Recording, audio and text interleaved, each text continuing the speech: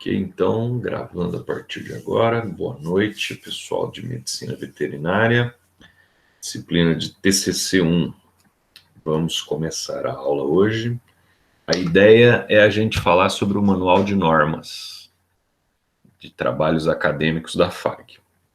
Esse manual, ele foi todo reformulado, né? Não mudou grande coisa, assim, mudaram pouquíssimas normas da ABNT com relação a ele. Ainda no site não está a última versão, que ela está sendo formatada. A gente vai fazer dessa vez um livro com registro de ISBN e tudo mais. Mas assim que a versão nova sair, eu já vou avisar vocês e vou disponibilizar aqui no Google Classroom. Por enquanto, eu vou postar o antigo, que ele continua funcionando. Teve 2 ou 3 itens que mudaram, mas daí quando eu passar por esses itens, eu já vou avisar o que mudou do manual. Que eu fui um dos que ajudou a reconfigurar esse manual. Então vamos lá, deixa eu abrir os meus slidezinhos da norma.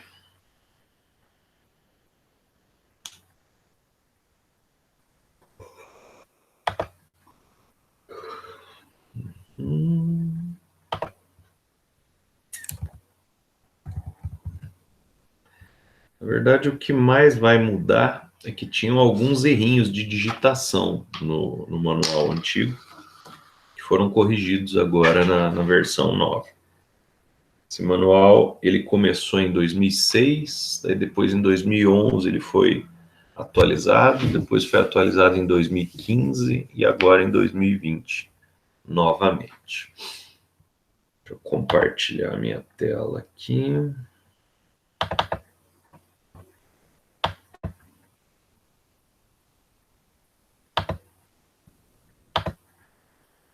Então vamos lá. Essa aqui é a carinha atual do manual, né? Vai mudar agora, vai ter uma capinha nova. Ao final da aula eu já deixo ele disponível aí para vocês no Google Classroom. Vamos lá, informações básicas, né? Formato do papel, tamanho e tipo de letra. Papel. Branco, 75 gramas por metro quadrado ou 90 gramas por metro quadrado. Formato 210 milímetros por 297 milímetros. A4. Então, na verdade, é o A4.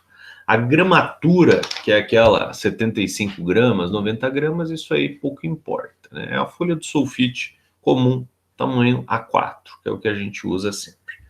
Impresso com tinta preta, exceto para ilustrações. Somente no anverso da folha, quer dizer, somente na frente da folha, não se imprime frente e verso. Como nós estamos aí nesta pandemia e não sabemos como que as coisas vão acabar finalizando aí, né, mesmo esse semestre agora, então vocês não precisam se preocupar com essa questão do papel, porque antecipadamente já aviso que todos os trabalhos serão enviados em arquivo eletrônico, serão enviados em Word para mim ao final do ano, ao final do semestre, e eu vou repassar aí para os futuros orientadores para eles olharem. Essa questão da impressão vamos deixar para o ano que vem. Com relação ao ano que vem, inclusive, eu acho que vou aproveitar esse nosso tempo de pandemia para a gente verificar o seguinte, né? Já existiam alguns cursos que não estavam mais imprimindo o TCC. O TCC, mesmo na versão pré-banca, né, ele já era mandado via Word ou via PDF, e o pós-banca também era enviado dessa forma, para evitar impressão, porque, na verdade, o que sempre ocorria, né? Eu que fazia essa parte sempre. Eu recebia lá 50, 60 TCCs, 3 cópias de cada, ficava lá 2 dias separando essas cópias, fazia pacotes para cada professor para montar a banca, a gente enviava para os professores, eles liam, rabiscavam e tal. Depois, durante a banca, eles entregavam para vocês com as correções e tal. Alguns cursos, já antes da pandemia, estavam fazendo só em versão eletrônica. Então, a gente manda os arquivos para os professores específicos em versão eletrônica, eles fazem a correção no computador, vocês apresentam no dia, cada um, se quiser, traz o notebook ou abre no celular para ver as contribuições que colocaram lá no TCC e pronto. Então, eu acho que essa época de imprimir TCC está acabando. Tanto que, depois que eu assumi a disciplina de TCC, do 1 e 2, do curso de Medicina Veterinária, eu já acabei com a versão pós-banca do TCC. Porque antigamente os alunos tinham, depois da banca, um prazo de, sei lá, 10 dias para fazer as correções, isso continua, e eles teriam que enviar para mim, né, a versão impressa e um CD com o TCC. Eu acabei com as duas coisas, tanto com a versão impressa quanto o CD, porque o CD, quando você precisa dele, ele não funciona mais. E a versão impressa, vocês entregavam e depois ela acabava indo para o lixo, porque não tem onde guardar isso. Então, o que que eu faço? Eu recebo as versões finais em Word e eu tenho uma pastinha no computador, estão lá todas. Então, o nosso arquivo, ele é 100% digital. Então, acredito que ano que vem vocês terão aí as primeiras não, né? As primeiras vão ser do pessoal que está no TCC2 hoje. Mas vocês vão ser os próximos aí a não imprimir mais TCC. Nem o projeto, nem o artigo final. O projeto vocês vão ser os primeiros. Porque não, também não vão, porque o pessoal do semestre passado também já não imprimiu os projetos. Então foram eles os pioneiros. Formato do papel, tamanho, tipo de letra. Então, texto. Fonte tipo Times New Roman.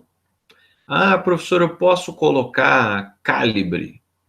Pode, o trabalho é teu. Só que quem for avaliar depois disso, pode descontar a nota. Porque se no manual está dizendo que é Times, é Times. Né? No manual dessa versão esse ano, porque alunos pediram, voltou a ser Times e Arial, tamanho 12. Então, tamanho 12 para o texto e paginação, tamanho 10 para citações diretas com mais de 3 linhas, legendas das ilustrações e tabelas, notas de rodapé, notas de folha de rosto, etc. Então, o texto inteiro, Times ou Arial, tamanho 12. Exceto no citação direta longa, rodapé, a legenda das tabelas, ilustrações, etc. Aí eu não lembro o que é citação direta longa, mais 3 linhas. Daqui a pouco a gente já vai falar delas aqui. Margens, né? Superior 3, inferior 2, esquerda 3, direita 2. Isso aqui era uma configuração de margens, ela continua valendo. No manual tá e vocês vão entregar com essa configuração. Mas só para explicar para vocês que ela não tem mais necessidade, pelo seguinte, né? Por que a margem esquerda ela tinha 3 centímetros? Porque na folha a gente tinha que passar um aspiral aqui. O aspiral tomava 1 centímetro, né? Para passar aqui. E aí, esse 1 centímetro ficava do aspiral e a margem desse lado e a desse lado ficavam igual. Né? Você colocava 3 e 2, porque 1 centímetro o aspiral já ia comer, aí ficava 2 e 2 bonitinho. O 3 em cima era por causa da paginação. Então, acredito que hoje o mais conveniente seria colocar 2 em tudo. 2, 2, 2, 2. Mas nós vamos configurar desse jeitinho aí. Paginação. Todas as folhas do trabalho, com exceção da capa, devem ser contadas sequencialmente. Então, devem ser contadas, não necessariamente paginadas. A numeração será colocada somente a partir da primeira folha da parte textual, em algarismos arábicos, 1, 2, 3, 4, no canto superior direito da folha, a 2 centímetros da borda superior, ficando o último algarismo a 2 centímetros da borda direita da folha. A numeração deve ser contínua até o final do trabalho, inclusive nos elementos pós-textuais. Então, a numeração, ela vai ficar no cantinho superior direito aqui, por isso da margem de 3 centímetros. E ela vai passar a ser contada a partir do início do texto. O que quer dizer isso? Eu tenho lá, no caso de vocês, projetos, temos capa contra capa, não é texto ainda. Então, ela vai contar a partir do capítulo 1 lá, introdução.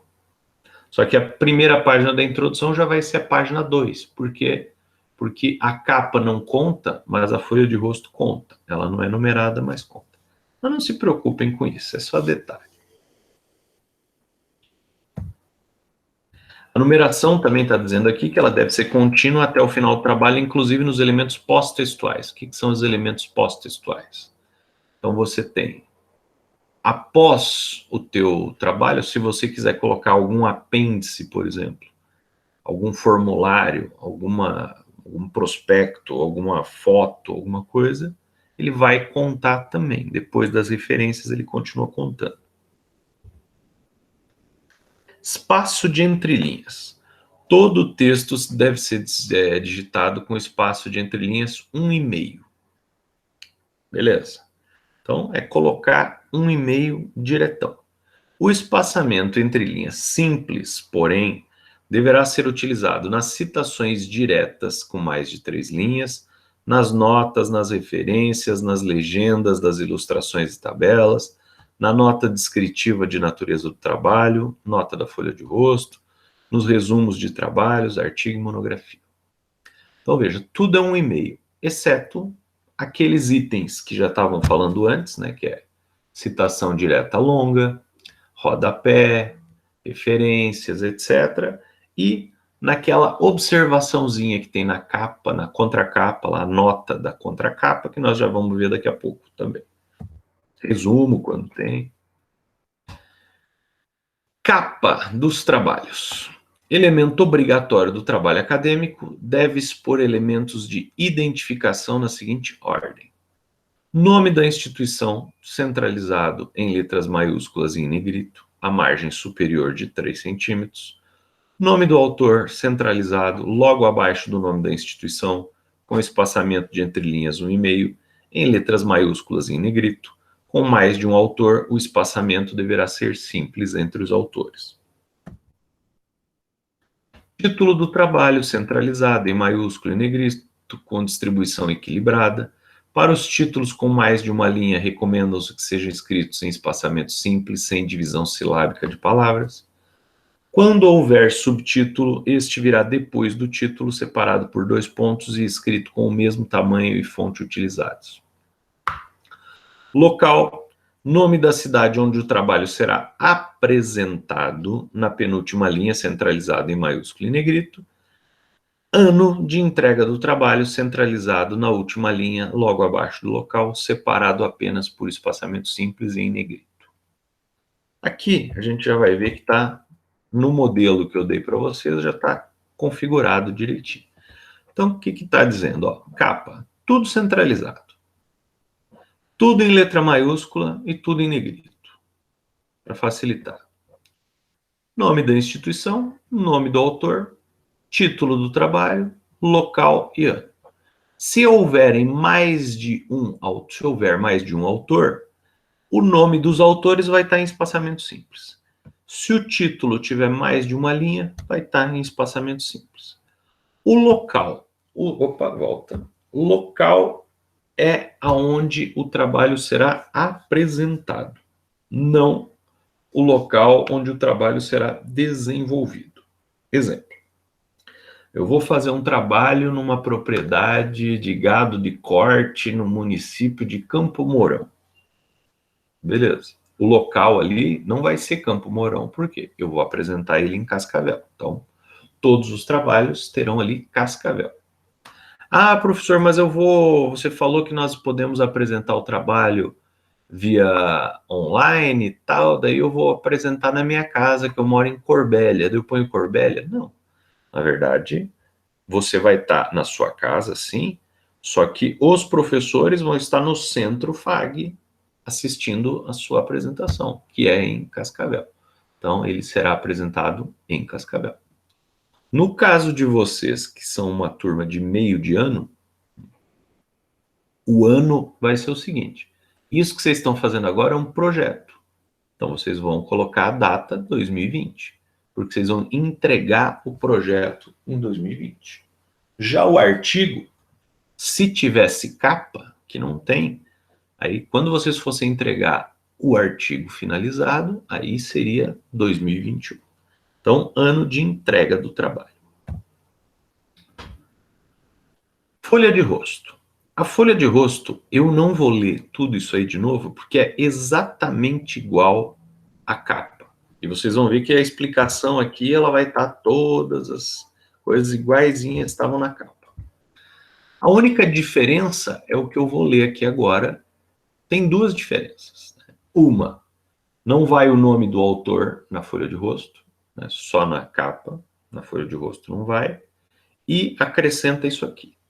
Nota de apresentação que indica a natureza acadêmica do trabalho, transcrita em espaço simples, justificado, com o mesmo tipo de fonte do texto e em tamanho 10, com distribuição equilibrada entre o título e o local, escrita com clareza e objetividade, todo o texto localizado a partir do centro da folha para a margem direita. A nota deve conter ainda o nome da disciplina, curso e instituição. Nome do professor, docente da disciplina ou do orientador, colocado em separado da nota por um espaço de 1,5 em negrito. Então veja, o que é isso aí? Também lá no modelinho de vocês já tem lá. A nota é projeto de trabalho de conclusão de curso apresentado na disciplina de TCC1 como requisito parcial para aprovação da disciplina. Pronto, isso é a nota, já está lá. Aí você pula uma linha, professor orientador, fulano de tal. Quando vocês forem colocar o orientador, não coloquem o meu nome, a menos que eu seja o orientador de vocês. Coloquem o nome do futuro orientador mesmo. Por mais que eu oriente todos os projetos de TCC 1, a gente já vai colocar ali o nomezinho do orientador, porque a gente vai enviar para ele depois ler o trabalho e avaliar. Aí também o local e ano igual ao outro. Então, a contracapa ou a folha de rosto fica dessa forma. Então, ó, nome do autor, minto, eu falei que na contracapa não ia nome do autor, não vai o nome da instituição, o nome do autor vai. Então vai lá, o nome do autor, título do trabalho, a notinha, né, da metade do texto para frente, local e ano. Ela já está lá configurada no nosso modelinho. Títulos do texto e seus espaçamentos. Os títulos das seções devem ser separados dos textos que os precedem por 2 espaços de entrelinha 1,5 e dos textos que os sucedem por apenas 1. Mudou. Isso aqui mudou agora, porque ele ficou assim. Os títulos das subseções devem ser separados dos textos que os precedem por 1 espaço.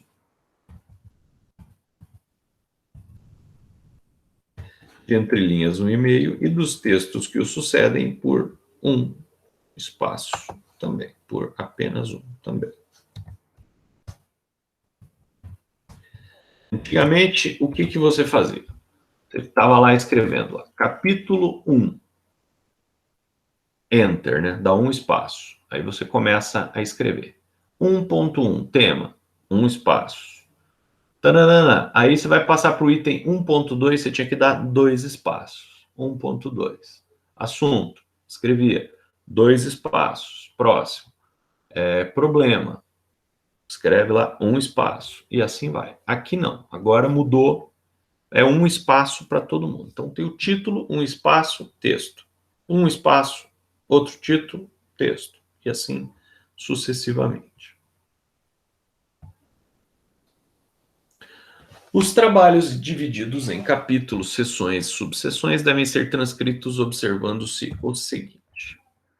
Vamos lá. Títulos de capítulo devem ser antecedidos do respectivo número arábico, em folha própria, em maiúsculo e negrito, posicionados na primeira linha da página e localizados à margem esquerda.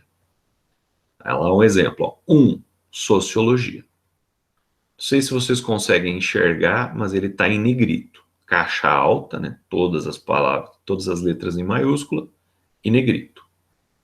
Os subtítulos das seções secundárias devem ser escritos com todas as letras maiúsculas, mas sem negrito. Então veja, é seção secundária por quê? Porque a primária era 1, a secundária é 1.1. Então tá ali, relações sociais, sem negrito, mas com letra maiúscula. Os títulos das seções terciárias devem ser escritos com a inicial apenas da primeira palavra em maiúsculo, salvo palavras que, por sua natureza, exijam a inicial maiúscula. Então, terciário 1.1.1, relações sociais e formativas em Marx. Então, só o Rzinho maiúsculo, o resto minúsculo. Como Marx é um nome próprio, ficou em maiúsculo, senão ficaria tudo em minúsculo.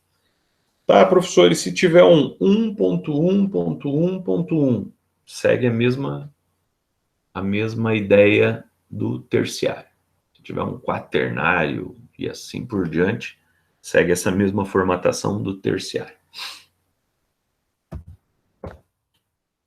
Negrito ou itálico. Tanto o negrito quanto o itálico devem ser utilizados para dar ênfase ou destaque a determinadas palavras do corpo do texto. O itálico também é usado para indicar uma palavra de origem estrangeira no texto, por exemplo, insight. O negrito é também utilizado para títulos das seções primárias e também nas referências, respeitando as normas citadas na apresentação que representa o manual. Então, nas referências, você coloca ou o título do livro, ou o nome da revista, ou o site onde foi retirado, né? Depois nós vamos, quando chegarmos em referência, nós vamos falar melhor sobre isso. Mas o que é importante do negrito ou itálico? Você pode destacar uma palavra, se quiser. Eu estou escrevendo meu texto, eu queria destacar essa palavra, beleza? Então você escolhe uma modalidade. Negrito, itálico ou sublinhado. E todas as palavras que você quiser destacar, você usa sempre a mesma formatação. Ou você usa o negrito, ou o sublinhado, ou o itálico. Não dá para, uma hora eu uso itálico, outra hora eu uso sublinhado, outra hora eu uso não sei o quê. Aspas, por exemplo. A gente é acostumado a destacar palavras em textos informais usando aspas. Só que as aspas, no texto científico, elas têm uma função muito específica, que é evidenciar que aquela palavra ou aquela frase é uma citação direta. Então, aspas em texto científico nunca se usa para evidenciar a palavra. Vamos lá para citações agora. As citações são menções obtidas a partir de diferentes fontes. Livros, revistas, jornais, entrevistas, aulas, palestras, conferências, debates, internet, etc. São utilizadas nos trabalhos de natureza acadêmica e científica para reforçar a argumentação.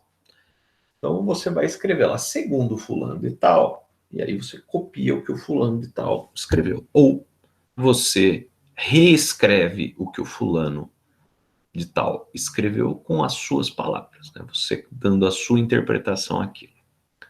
Sempre que se fizer uma citação, deve-se ter o cuidado de indicar com precisão a fonte utilizada. Existem dois tipos de citação: as indiretas ou livres e as diretas ou textuais. Então, indiretas ou livres, também chamadas de paráfrase, é aquela história, né? Você vai pegar um texto de alguém e vai... Deixa eu ver. Esse livro aqui do Cortella é meio ruim. Putz, só tem livro do Cortella aqui. trouxeram todos os livros do Cortella. Esses não são meus, tá? Esses são da minha mulher. Os meus já são mais assim, ó. Quando roubaram o banco? Aqui são dois economistas que são meio comediantes e eles escrevem livros assim com títulos bem diferentões. Mas então vamos dar um exemplo aqui de uma citação indireta ou uma paráfrase, né? Aqui ele está dizendo, ó, a curva de Laffer é um conceito unicórnio para explicar o índice de taxação a partir do qual a renda diminui, pois seus titulares se mudam ou decidem ganhar menos. Bom, então, ele está dizendo isso. O que eu vou parafrasear? Eu vou dizer assim, ó, segundo Levy e Dubner, ano... Cadê o ano disso aqui? 2018, segundo Levy e Dubner, 2018, a curva de Laffer representa uma relação entre o nível de taxação de um país e a efetividade da cobrança de impostos dele. Bom, era isso que estava escrito ali? Não. Eles escreveram com outras palavras. Mas o sentido da frase era a mesma coisa. Agora eu escrevi a ideia deles com as minhas palavras. Então, isso é uma citação indireta. Eu reescrevo com as minhas palavras. Ou seja, eu vou pegar uma página inteira dessas aqui, às vezes, 2, 3, eu leio, entendo e reescrevo todo o texto com a minha explicação. Só que citando a fonte, de qualquer forma. Na citação indireta, as ideias ou informações obtidas em outras fontes são reformuladas e redigidas sem alterar o sentido do trabalho, né, pelo autor do trabalho. Então eu vou reescrever o que o cara disse, eu não vou inventar nada. Eu vou ler, vou entender e vou escrever com as minhas palavras. Nessa modalidade, deve-se indicar sempre a fonte original da ideia e, posteriormente, relacioná-la nas referências. Porque, veja, eu vou colocar lá que é o Levitt e o Dubner, 2018. E as pessoas, tá, mas que livro? Esses caras aí escreveram vários livros. Sim, eu tenho mais um deles aqui, que é de 2018 também. Temos aqui o Freakonomics, Super Freakonomics. Tá, e daí como é que eu vou saber qual que é o livro que eles escreveram? Aí eu vou escrever Levy e Dubner, e lá nas minhas referências eu vou colocar toda a referência de cada um dos livros. Para que se o leitor quiser ir atrás da fonte original, ele vai encontrar. Citações diretas ou literais, né? Também chamadas de citações ipsis literis em latim. Você vai descaradamente copiar e colar. Por exemplo, aquela frase que eu li do livro ali, eu não vou reescrever, eu vou copiar e vou colar. Tá, pode fazer isso? Pode. Não é plágio? Não, não é plágio. Desde que você cite a fonte e você mostre para o leitor que aquilo não foi você que escreveu, que foi ipsis literis o que o autor escreveu. Tá, e como é que eu vou fazer isso? Aí nós vamos dividir isso em dois tipos de citações diretas, curtas ou longas, que têm maneiras diferentes de serem formatadas. Citações diretas curtas. Eu vou fazer uma citação literal, então, do Super Freakonomics aqui. Em seu livro, Levy e Dubner, 2017, afirmam, abre aspas, durante as décadas, a incidência de crimes contra a pessoa ou contra a propriedade nos Estados Unidos se manteve constante e relativamente baixa. Pronto, fecha aspas. Página 92. Isso é uma citação direta. Ah, mas é plágio, você copiou do livro. Não. Eu falei quem disse, eu pus entre aspas para não acharem que fui eu que estava escrevendo da minha cabeça e informei a página, inclusive. Citação direta curta. Uma citação direta curta, ela tem até 3 linhas. Então, ela pode ter 1 linha, 2 linhas, 3 linhas. Então, até 3 linhas, ela é curta. Ela vai no meio do texto. Você não precisa fazer nada de diferente. Eu estou ali escrevendo um parágrafo, fiz uma paráfrase de outro autor, e aí no meio daquele parágrafo eu resolvo fazer uma citação direta. Então, ponto. Segundo fulano de tal, abre aspas. Paraná, paraná, paraná, fecha aspas. Então, página tal. Beleza. Citação direta curta, até 3 linhas. Citação direta longa. Aí posso fazer com quantas linhas eu quiser. Só que, passando de 3 linhas, a formatação vai mudar. A formatação vai ser a seguinte. Fonte, ela vai ter que ficar num parágrafo próprio, ela já não vai mais poder ficar no meio do parágrafo, ela vai ter um parágrafo próprio. Fonte, tamanho 10, espaçamento simples, e o parágrafo e o recuo, ao invés de começarem lá no 1 centímetro, ambos vão começar no 4 centímetros. Ela vai ficar deslocadinha assim para o lado. Isso é uma citação direta longa. Vai ter exemplo aqui já. Eu já falei. Não falei não. Tá. Uma outra coisa que acontece bastante. Deixa eu pegar aqui um exemplo aqui de uma citação direta longa. Deixa eu abrir aqui. Tema é ciência.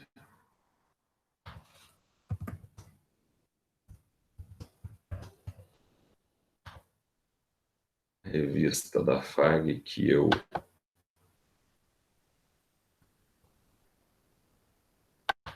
edito. Vou escrever aqui que acho mais fácil. Tema é ciência.com. Não fui eu que criei esse nome, tá?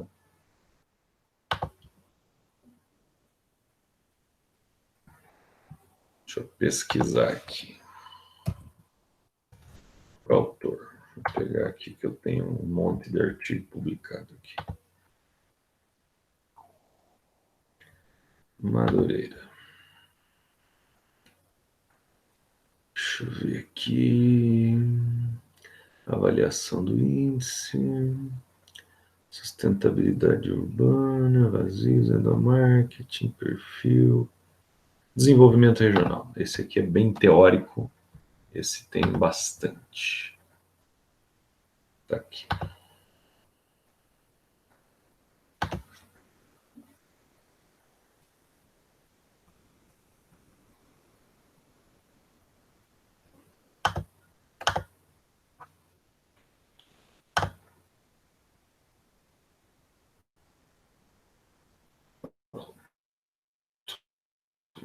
Baixou. Então, ação direta curta, primeiro.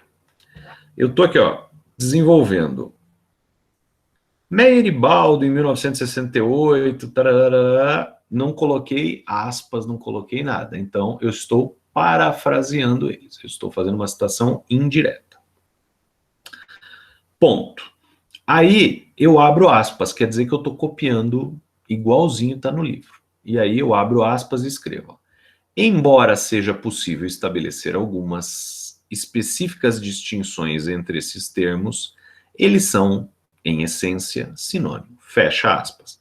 Meyer e Baldwin, 1968, página 12. Citação direta curta. Vamos achar uma longa aqui. Aqui. Vejam que eu não preciso ler o texto para achar, né? Só bater o olho eu já vi que ela é longa. Eu estava aqui de novo, né, fazendo uma paráfrase, né, teoria dos polos de crescimento, de acordo com o Lima, 2006, não sei o quê. Aí eu entro. Na medida em que o lucro é o motor da expansão e o crescimento capitalistas, a ação motriz não decorre da prossecução e da realização do lucro por cada empresa individual, apenas ligada às outras pelo preço, mas sim da prossecução e realização do lucro por empresas individuais, que singularmente sofrem as consequências do volume de produção no do volume de compras e serviços e da técnica praticada por outras empresas. Ponto. Peru, 1967, página 168. Então, aqui ficou configurado que ela é uma citação direta longa. Por quê? Recuo e parágrafo começando nos 4 centímetros, letra tamanho 10, espaçamento simples. Essa é a diferença. Opa, não, é aqui. Cadê o nosso manual? Aqui. Tá, isso aqui... Ah, uma outra coisa importante. Quando você está fazendo uma citação direta longa, você tem que copiar exatamente o que está no livro, ou no artigo, no material que você está usando.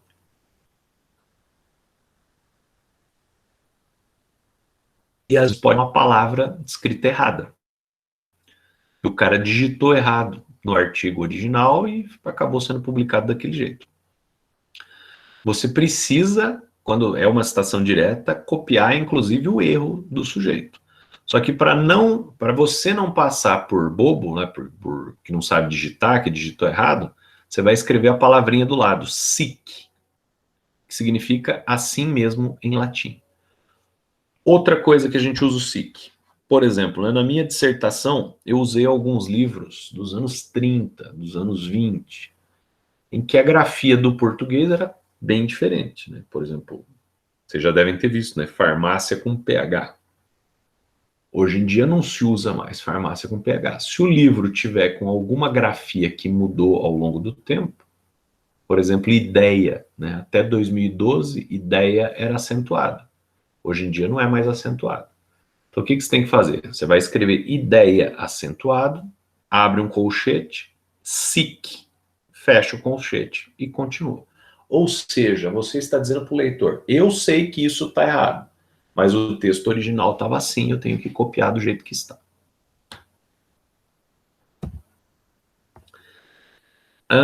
Deixa eu ver aqui, textos traduzidos. Se a citação usada é decorrente de um texto original em língua estrangeira, que foi traduzido pelo autor do trabalho, no final da mesma deverá constar a expressão tradução nossa. Se você estiver fazendo citações diretas, indiretas não precisa. Porque você lê em inglês, em francês, em alemão, então você leu e você redigiu em português com a tua interpretação, sem problema nenhum. Se você está fazendo uma citação direta, aí você vai, ao final, escrever tradução nossa, também entre colchetes, para dizer, ó, eu fui o tradutor, e na dúvida, você vai colocar no rodapé o texto original em inglês, ou em outra língua qualquer que você escreveu. Múltiplas citações de uma mesma frase. Quando 2 ou mais trabalhos com autores diferentes são citados em relação ao mesmo tópico, eles devem ser mencionados em ordem cronológica crescente. Então, por exemplo, né, eu estou citando ali o Peru, 1968, e daqui a pouco eu cito o Peru, 1975. Não tem problema nenhum. Só que se eu quiser colocar, ó, ele disse a mesma coisa em ambos os livros, eu quero mostrar que eu li os dois. Então eu vou colocar Peru, 1968, 1975. Fecha. Primeiro, o mais antigo. Citações informais. Refere-se à menção de fontes não publicadas, como cartas, mensagens eletrônicas, e-mails, lista de discussão, artigos apenas submetidos para publicação, dados de artigos de instituições, relatórios de pesquisa, apresentação em eventos, entre outras. Quando relevantes, devem ser identificados no texto por asterisco, documentadas em nota de rodapé. É eticamente recomendável que se solicite autorização do responsável pela informação citada. Então, veja, às vezes eu sou completamente contra isso aqui. Né? Trabalho acadêmico, né? Ainda mais no nível de TCC, não se usa citação informal. Direto o pessoal vem me perguntar assim, professor, eu posso citar o slide da aula do professor fulano de tal? E antes de eu falar que sim ou que não, eu pergunto para a pessoa assim, é muito importante isso? É muito importante. Então fala para o seu professor escrever um artigo e publicar. Porque se fosse importante, ele já teria feito isso. Se ele não fez, é porque não é importante ou porque ele é relaxado. Então não vai citar o cara, acabou, ponto. O professor que está citando alguma coisa dessas no slide, provavelmente ele pegou de algum outro lugar. Então tente falar com o professor a fonte original daquela informação, você vai atrás da fonte original e usa. Então não se cita aula, slide, essas coisas num trabalho científico, porque você vai perdendo a relevância dele. Agora, já aconteceu isso e eu achei bem legal e eu acho que merece citação sim. Por exemplo, aconteceu acho que uns 3 anos atrás na medicina veterinária. Uma guria estava lá escrevendo o TCC dela e a principal fonte do TCC, do autor que falava sobre aquilo que ela estava estudando, ela foi num congresso e encontrou o cara lá. E aí conversou com o cara, falou que estava fazendo TCC, que estava citando ele e etc. E o cara falou para ela, pega aí meu e-mail, qualquer coisa, se tiver alguma dúvida, entre em contato comigo e tal. E ela entrou, pediu algumas informações e ele respondeu para elas por e-mail. Aí eu acho que vale uma citação. Por quê? Por mais que seja um e-mail, é a referência daquela área que está se comunicando com você por e-mail. Então, aí eu acho que é interessante. Os trabalhos no prelo citados no texto devem figurar na lista de referência desde que indicados o título da revista e o ano, e não em nota de rodapé. O que é o trabalho no prelo? Terminei o meu artigo, mandei para uma revista. A revista me mandou uma carta de aceite dizendo, seu trabalho vai ser publicado na segunda edição da revista em 2021. Beleza, ele está no prelo, ou seja, ele está aprovado, mas ele não foi publicado ainda. Posso usar? Pode usar. Notas de rodapé. São indicações, observações ou informações complementares ao texto feitas pelo autor do trabalho e escritas no rodapé da página em tamanho fonte 10. Então, por exemplo, eu sou economista, vocês não são economistas, né? Antes eu estava falando aqui da curva de Fischer. Não vou achar de novo a curva de Fischer aqui. Se não me engano era 92 que eu tinha falado. Mas acho que 92 era do outro texto. Estava falando da curva de Fischer. Eu sei o que é curva de Fischer porque eu tive que estudar isso na graduação. Vocês não têm obrigação nenhuma de saber. Então, eu estou lá escrevendo o meu artigo científico, aí eu falo assim, não, como é possível verificar a curva de Fischer entre os anos 2010 e 2019 teve uma alteração considerável por causa disso, ponto. Alguém vai ler e vai dizer o seguinte, tá, mas o que é a porra da curva de Fischer? Eu nunca ouvi falar nisso. Aí você pode dizer o seguinte, você nunca ouviu falar? Procura, vai no Google, descobre. Mas, se a gente quiser ser simpático, e eu acho bacana fazer isso no artigo, a curva de Phillips. Não sou só eu que vou ler isso, vai ter um monte de gente que vai ler. Então, eu vou lá e coloco nota de rodapé. A curva de Phillips é assim, assim, assado, parari, parará, parará, parará, parará. Posso até, eu nas minhas notas de rodapé, costumo, inclusive, terminar a nota de rodapé dizendo o seguinte, maiores informações, ver pela Silva 2003, e eu ponho nas referências lá. Se o cara quiser pesquisar a fundo o que é, ele vai procurar o livro do Silva que tem lá. Então eu fiz um agrado para o meu leitor. Falei assim, você não sabe o que é curva de Phillips? Tá aqui, rapidinho para você.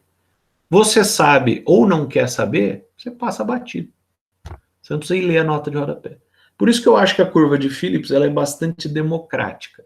Você lê se quiser, se não quiser, não lê. Você faz se quiser, se não quiser, não faz também.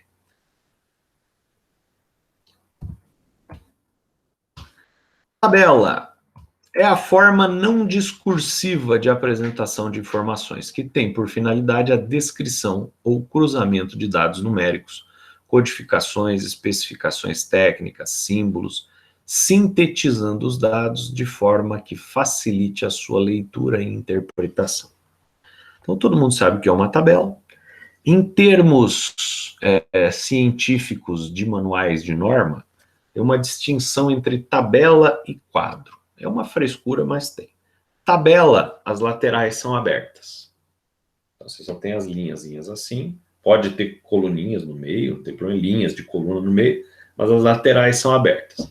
Quando a tabela é aquela tradicional, que é um quadrado assim, cheio de colunas e linhas, aquilo é quadro. O resto é tudo igual. Tabela é a forma não discursiva de apresentação de informações, tem por finalidade... já falei, já li isso aqui. Componentes de uma tabela. Então, vamos lá. A tabela precisa ter um título. Muitas vezes os alunos só colocam a tabela lá e não põem título. Não sei o que, veja na tabela abaixo. E aí tá lá a tabela, mas não tem título, não tem nada. Ela obrigatoriamente tem que ter um título. Representa uma noção inicial ao leitor sobre o conteúdo da tabela. Deve ser escrito após uma numeração da tabela e separado por um travessão. Se utilizar mais de uma linha, as demais deverão vir alinhadas à primeira linha da letra da primeira linha do título. A numeração da tabela tem por objetivo identificá-la no texto ou anexo, sendo realizada de 1 a N, observando a sequência. Tabela única, não precisa de numeração. Então, meu texto só tem uma tabela. Se eu quiser, eu posso escrever tabela 1 e o título. Se eu não quiser, eu posso escrever só tabela, tracinho e o título. Então, a palavra tabela faz parte do título. Então, tabela, tracinho.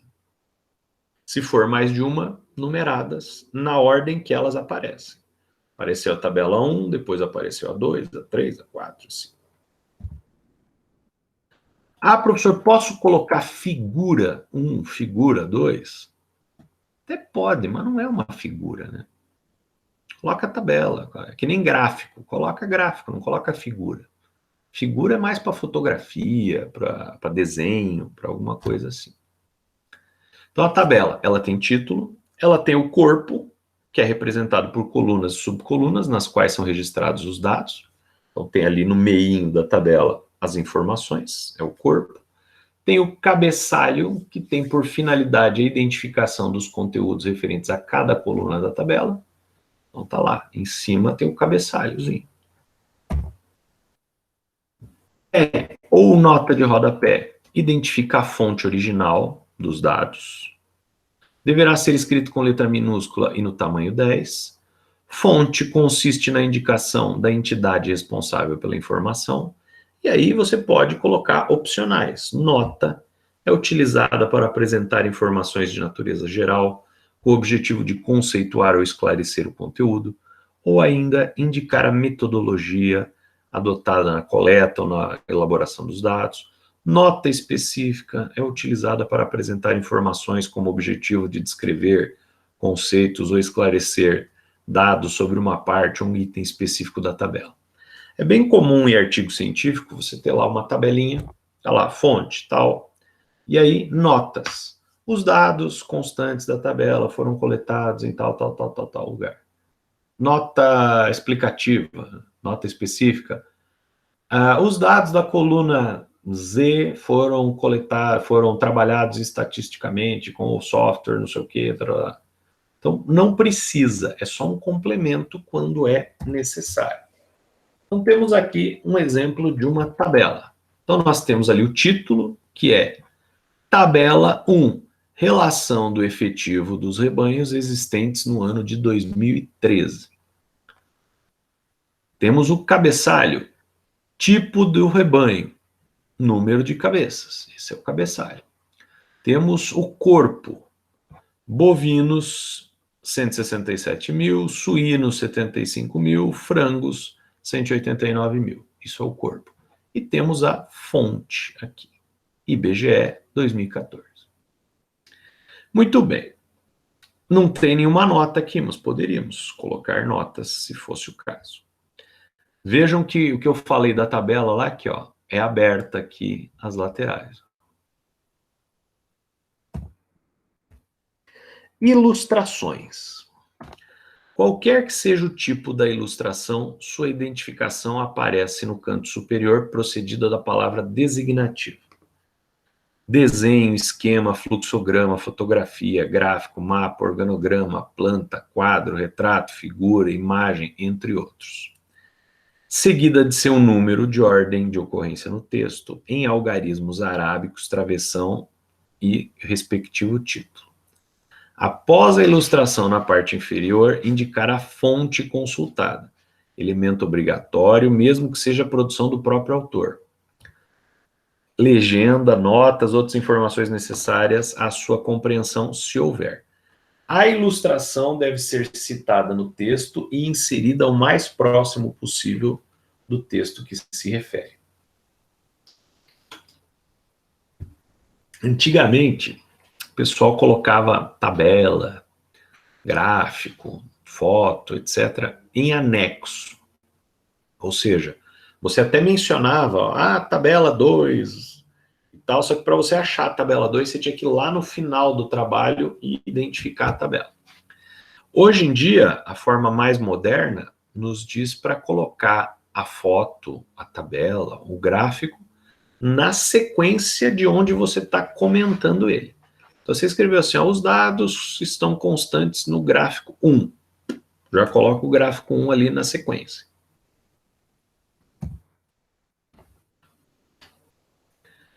Temos aí também um exemplo de um gráfico. Ó. Gráfico 1, tracinho, rendimento médio real do setor privado e público na região metropolitana de São Paulo. Está ali o gráfico, fonte, IBGE 2011.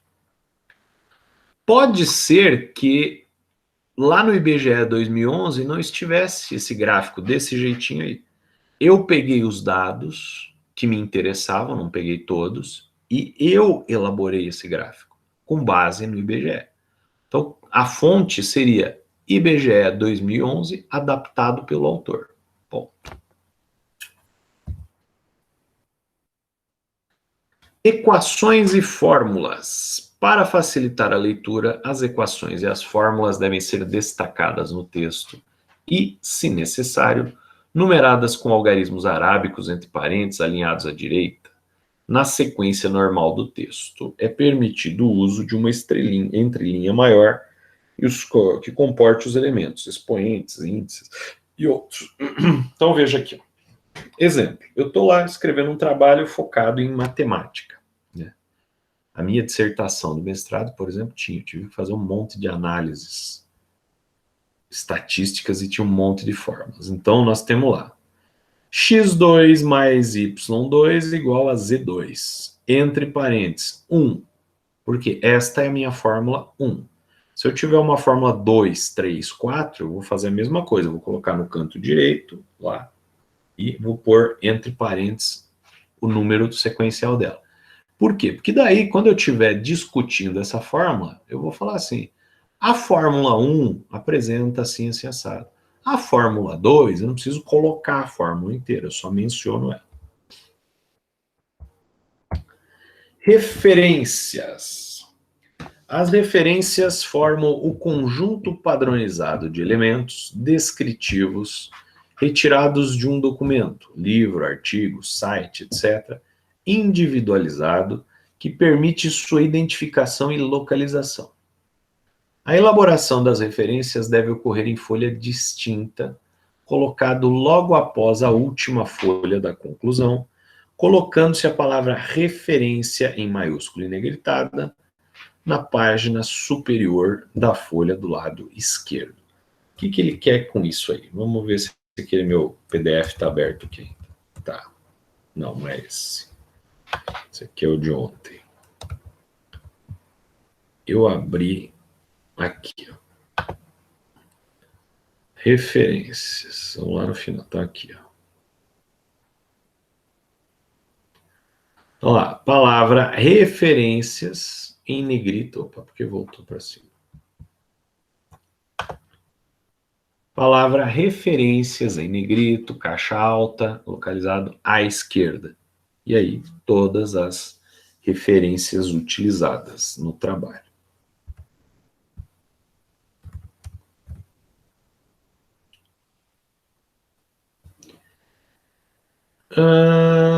Conjunto para elaboração de... Tá, foi. Cada referência deve ser composta pelos elementos essenciais e complementares em sequência padronizada. O que é a sequência padronizada? Vai depender do tipo da fonte que você está usando. Por exemplo, o livro, autor 1, sobrenome do autor 1, vírgula, iniciais do autor 1, ponto e vírgula. Autor 2, sobrenome do autor 2, iniciais do autor 2, ponto e vírgula. Autor 3, iniciais do...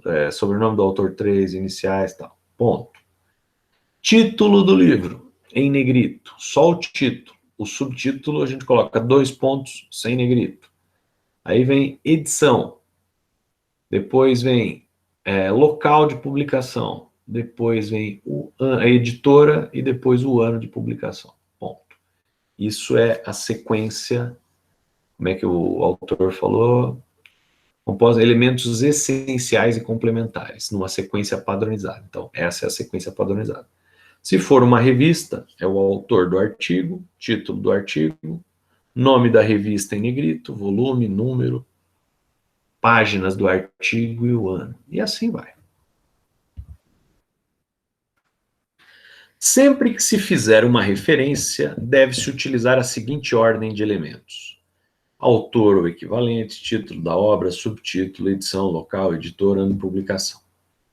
Nessa ordem, devem ser observadas as seguintes normas: sobrenomes dos autores em maiúscula, negrito, vírgula, prenomes dos autores abreviados ou não, seguidos de ponto com espaços, antes de começar o título.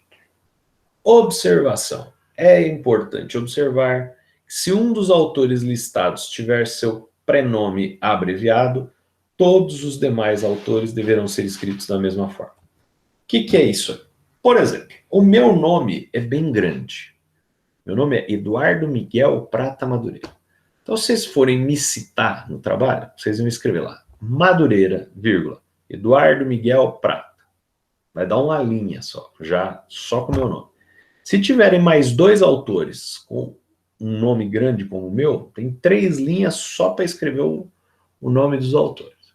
Então, o que se usa hoje em dia? Ao invés de escrever o nome todo, você vai escrever Madureira, vírgula, E.M.P.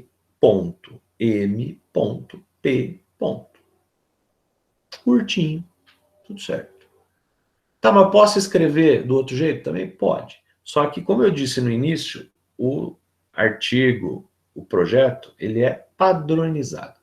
Então, se você escreveu uma vez o nome completo do sujeito, todos os outros vão estar o nome completo. Se você escreveu abreviado, todos os outros vão estar abreviados. Padronização. Quando houver mais de um autor, para separá-los, usam-se ponto e vírgula. Então, EMP Madureira, vírgula, EMP, ponto e vírgula. Vamos citar minha mulher. Radaeli, tudo maiúsculo, vírgula, PB. E assim sucessivamente. É o ponto e vírgula que separa um autor do outro. O título da obra deve ser destacado em negrito, seguido de ponto. No caso de artigos ou capítulos de uma obra ou revista, o destaque será dado para o título da obra ou revista e não para o nome do artigo. Então, vejam só, para a gente ter uma ideia, vamos fazer o seguinte, ó, vou abrir um Word aqui. Eu vou citar aqui, vou fazer uma referência desse livro aqui. Então vamos lá. Levítico. Vamos já pôr aqui em Times 12, né? Ficar do jeito que manda o figurino. Times New Roman.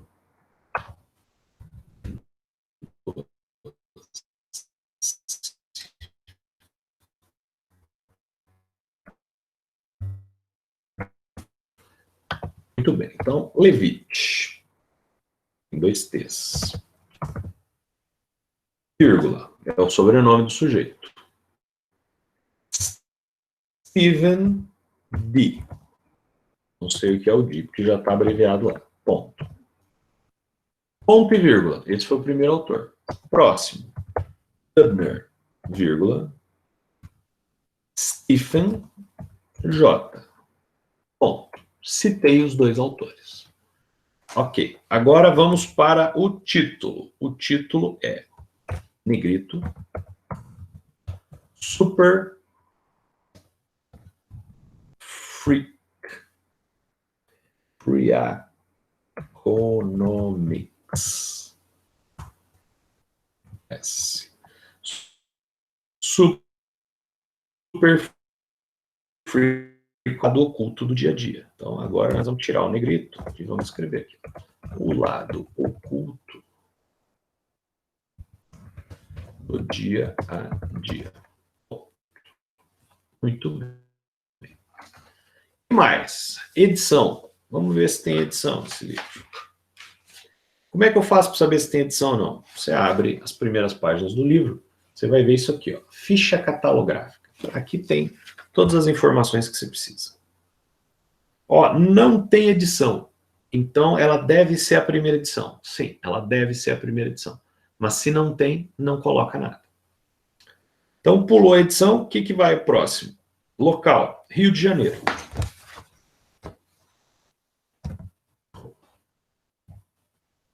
Rio de Janeiro. 2 pontos. Assim é a norma. Aí, editora. Editora Elsevier. Mas eu não escrevo a palavra editora, eu só coloco, ó, Elsevier. E o ano? 2010. Pronto. Aqui feito a referência desse livro. E é um livro. O negrito foi no título do livro. Muito bem. Agora, eu tenho uma revista para citar. Lembra que a gente estava usando aquele... Eu abri aquele meu artigo lá da revista? Vamos citar ele, então. Vou começar pelo meu nome, que eu sei, não preciso olhar lá. Madureira, vírgula, Eduardo Miguel Prata, EMP. Beleza. Eu sou o autor sozinho daquele artigo, então tá aí o autor. Vamos abrir o artigo. Aqui, vamos lá para o comecinho dele. Desenvolvimento regional, principais teorias. Desenvolvimento regional.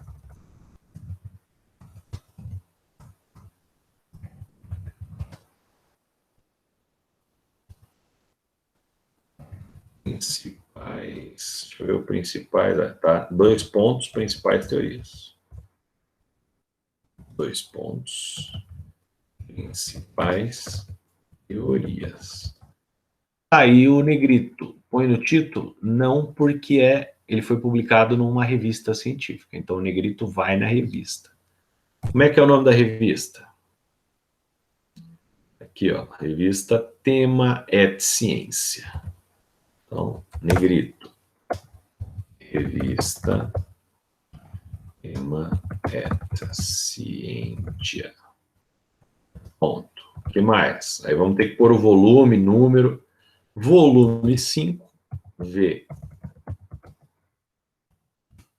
5. N é o número 2. Julho barra dezembro, vírgula, 2015. Isso foi a referência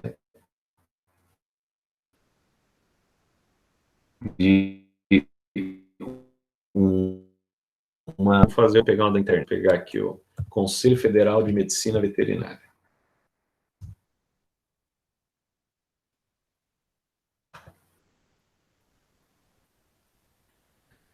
Vamos pegar alguma coisa aqui que no, alguma matéria. Ó, fique por dentro.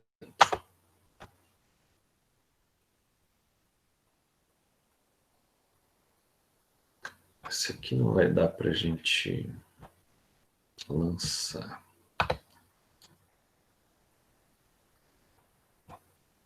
Esse CFM aqui não tem muita matéria aqui não para a gente pegar. Legislação, prêmios, publicações.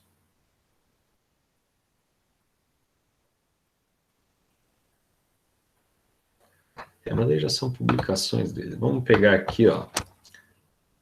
Associação Brasileira de Produtores de Frango. Eles têm. Associação Brasileira de Proteína Animal. A BPMA. Putz, isso aqui tá com vírus, esse site aqui.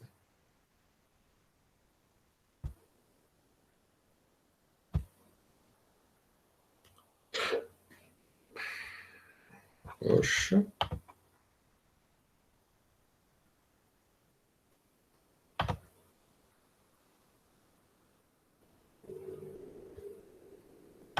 Poxa, tá difícil de eu dar um exemplo para você, né?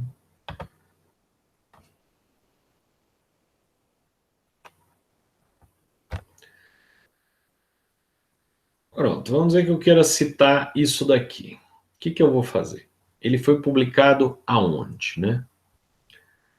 Presença propaganda. Esse vai ser o autor. Bom, a gente vai olhar em volta aqui se tem algum autor. Não tem nenhum autor. Então, é o site mesmo. Presença propaganda.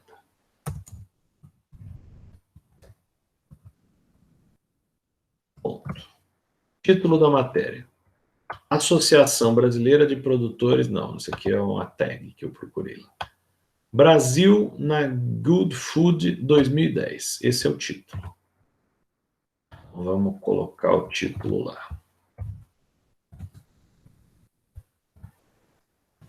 Beleza. O que mais? Tem algum ano, alguma coisa? Ó, tem. Ó. Foi publicado em fevereiro de 2010. Então, vamos colocar aqui que isso é de 2010. Ah, mas já está dizendo ali que é 2010. Tá, mas esse é o título da matéria. Agora aqui nós vamos colocar o ano. Beleza. Ah, e aonde isso foi pego? Na internet. Então, obrigatoriamente, a gente tem que colocar disponível em 2 pontos. Vamos copiar o enderecinho aqui.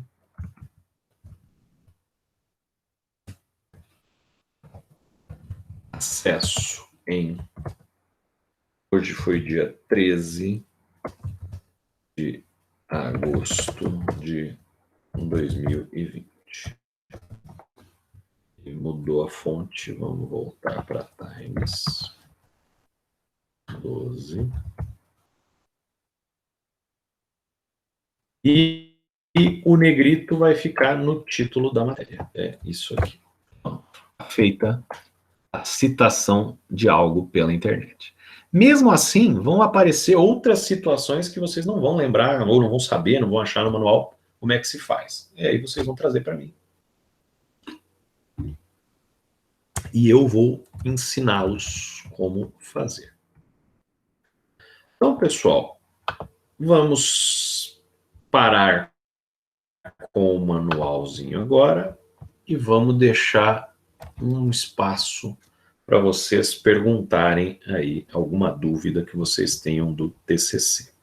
Eu vou até finalizar a gravação. Na próxima aula a gente continua dali.